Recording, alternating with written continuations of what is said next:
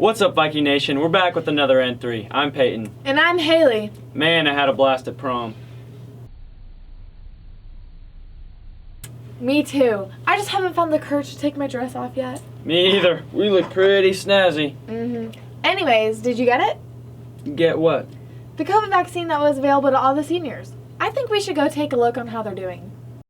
With COVID vaccines becoming more readily available in the past few months, Northwest gave seniors the choice to get the vaccine. We were contacted by the Central District Health Department a week and a half ago saying that they had the vaccine available to students that were 18 and over or for high school seniors. So they made that available to all the schools in the CDHD 3-county area. So like when we held our clinic here on Wednesday, we had a student from Doniphan Trumbull come here, and several students from Wood River came here as well, just so we could have a joint clinic here. Right now, it's any senior that's enrolled at Northwest or any of the other school districts in the CDHD.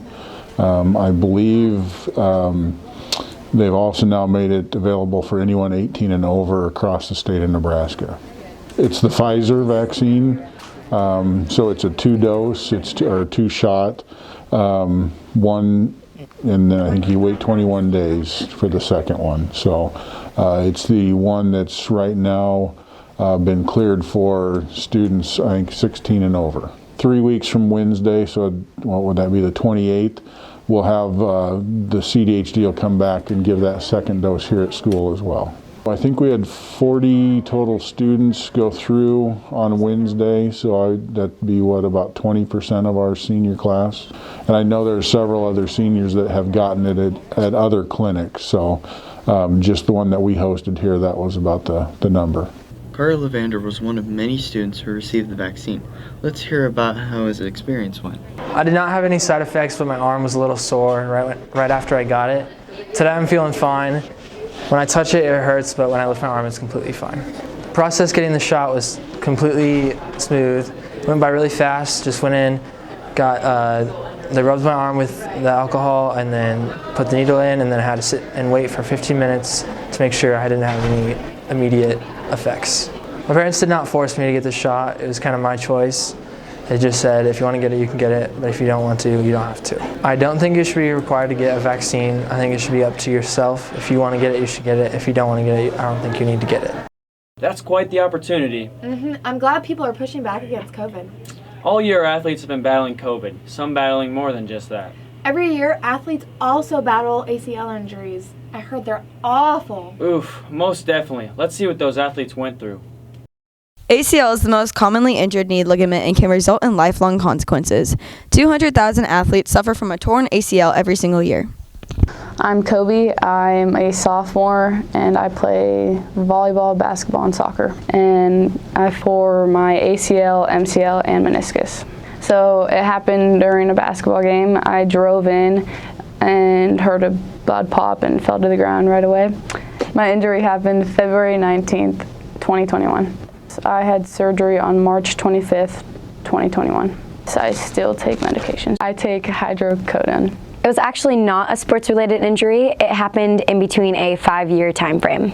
So the doctor thinks that I tore my meniscus around 6th grade when I was hit by a truck, but then junior year I also shredded my ACL, and they weren't able to repair my meniscus, so they took it out and used my hamstring to remake my ACL. So right after my surgery, they wanted me to start walking on it right away, and the only reason why they had me do this is because they ended up taking my meniscus out instead of repairing it. So right after my surgery, I was just extremely tired. I didn't really feel anything. So I did end up taking pain medications that the doctor prescribed me, and that was hydrocodone. I took that for, I think, the 6 days after I had surgery, and then my mom would switch me in between ibuprofen and Tylenol every 3 hours, I want to say. Once I started coming off of pills and pain medications, I started to feel it more, and it would be more like aches. Now that I'm kind of further away from that, the day-to-day isn't really as bad. I don't feel it at all. We wish these Northwest athletes the best of luck on their road to recovery. We wish all athletes recovering from an injury good luck. Spring sports is in full swing, and I'm excited to watch some baseball this year. I do love me some baseball. I love the tan I get from watching baseball. Let's shine some light on this year's baseball team. The baseball team takes new swings as they battle through this season. Northwest merges with senior high to give Grand Island athletes the opportunity to play ball. I'd say some steps we took is earlier in during the winter and stuff, we'd go hit in the cages or we'd go outside and get some work in. So I'd say just getting out and doing some conditioning earlier on before the year really helped us out. Some steps we took to prepare for the season was right after winter sports started, we started hitting the cage and doing a lot of tee work. I'd say the team's chemistry is slowly building. We're finally starting to figure out where people are and the positions where we need to be on the field, and it's starting to build up, and I think it's becoming pretty good. Our team's chemistry, in the off season, we really got close and started talking a lot and building that before the season started. Our team chemistry, I'd say we're pretty close. We're all friends with each other. My pregame routine, I usually go home for about an hour or two, take a quick nap, come back in and get some Subway before the game, and then head to the field and get stretched out.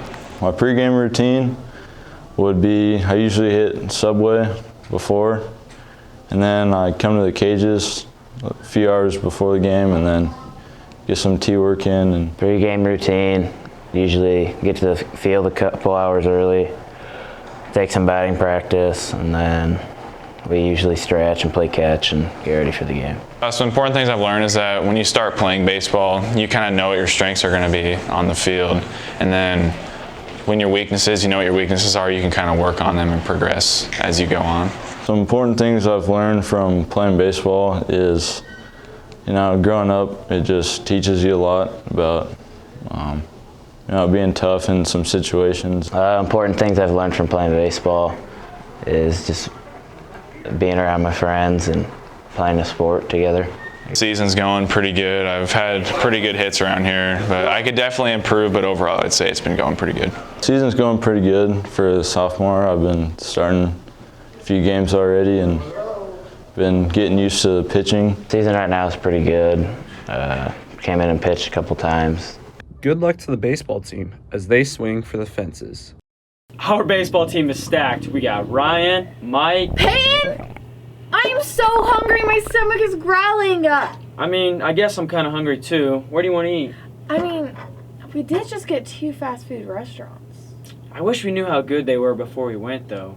Actually, I'm almost positive there's a few teachers testing them out. I think we should go see. Well, I'm Darby Mazur. And I'm Melanie Haith, and we are trying the latest in cafe latte and Dunkin' Donuts. Ice original latte, vanilla shot, and some milk. It's aroma. Cheers. Bon appetit. Ooh. It could use a little sweet and low, I believe. I would say 6. Probably give it a 4 or a 5. Okay, all right. Now for the carbs that we've been craving. Pastries from Dunkin'. What you choose? Ooh la la, chocolat pour moi.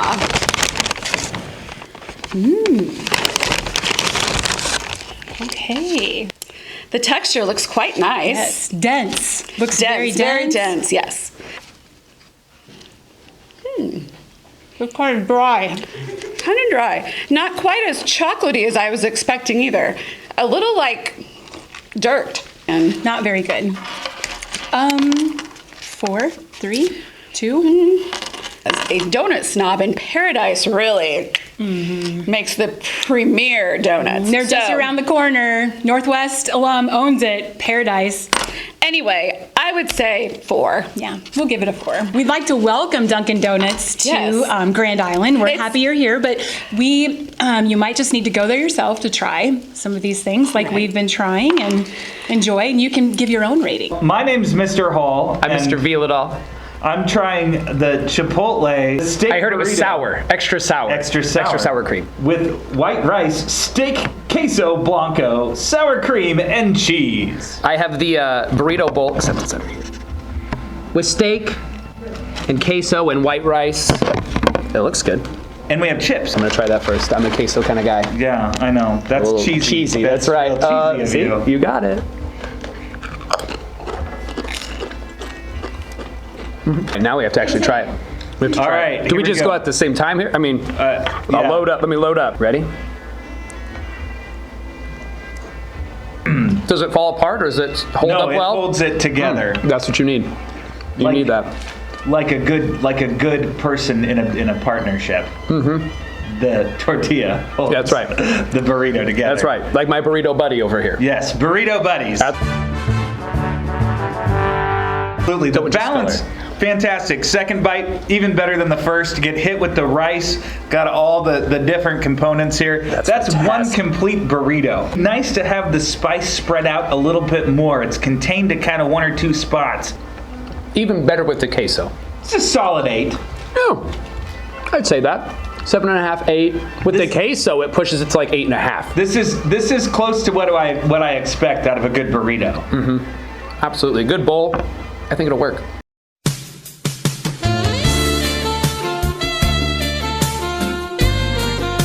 Sheesh, that food looked bussin'. Let's wrap this up. It's time to eat. You don't have to tell me twice. I'm Payton. And I'm Hayley. Bye, guys. Bye.